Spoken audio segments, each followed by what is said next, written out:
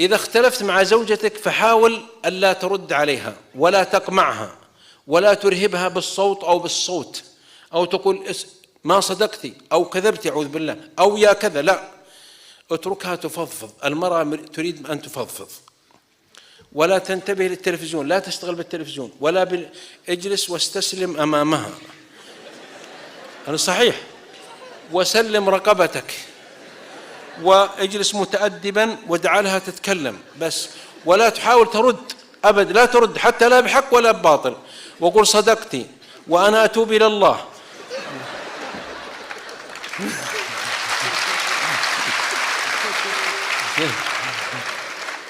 أسمع، وأنا أتوب إلى الله وأعاهدك أني ما أعود إلى ذلك، وأسألك بالله أن تعتقي رقبتي لوجه الله، وأنت المصيبة وأنا المخطئ، والشيطان هو لعب علي، وأنا عبد مقصر، وباب التوبة مفتوح، وإن شاء الله إني أعاهدك المرة الأخيرة بإذن الواحد الأحد.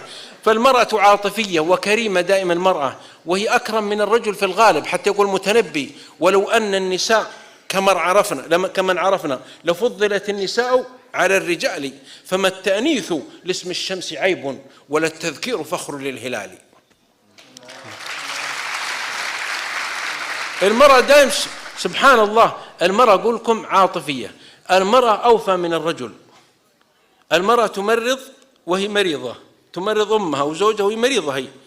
المرأة تحمل ابنها طفلا وتحتضنه وتحتضن زوجها في قلبها وتقوم على الرعاية وتحاول أن تحرص، ومع ذلك تجد الرجل كأنه المتكلم. فأقول هذا عليكم بالدراسة، فإذا قلت ما استسلمت لا ترد، لا تحاول ترد حتى لو كل شيء، سوف تبدأ فتقول غفر الله لك وأنا أدري أنك صادق، وتبرر أخطائك هي وتعتذر لك وتلتمس. أما إذا رددت عليه ترد عليك، ثم تقوم تعطيها كلمة، ثم تعطيك كلمة، ثم تعطيها بوكس، ثم تعطيك هي لكمة.